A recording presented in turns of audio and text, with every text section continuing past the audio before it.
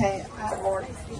Good afternoon, everyone. I'm so honoured to be here today, especially as my dad, who was at points lived in Battersea. He was one of the many people that played football with Bob Marley here in Battersea Park. And I like to think that Bob and him are now both in heaven, reasoning together, playing football, listening to the music they love. So it feels a real privilege to be here today. Thank you for having me.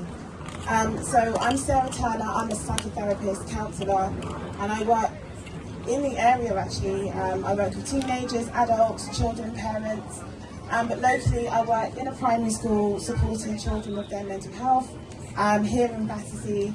And I do that in a range of ways, kind of gone off script, a range of ways through art, play, talking, group work, really empowering them to find power in their voice through conflict resolution, and hopefully we can then start to step away from serious youth violence by helping young people to speak about how they're feeling rather than act through violence. So I'll get back to my script. Okay. So yes, I work as a therapist.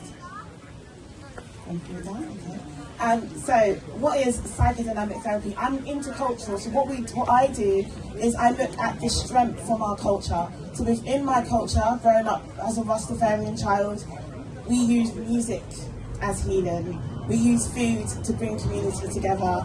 And so as an intercultural psychotherapist, we don't just look at Eurocentric ways of healing, we look at different cultural ways of healing. Okay, so I'm going to quote one of Bob's from his music. If you would know your history, then you will know where you're coming from. So as a therapist, we explore the past to gain a better understanding of ourselves, understand what experience has shaped you. From there, we can work out what no longer serves us and make different choices. So in my work, I also use a lot of neuroscience and give psychoeducation to help people to break negative patterns. Another of Bob's quotes was fighting on arrival.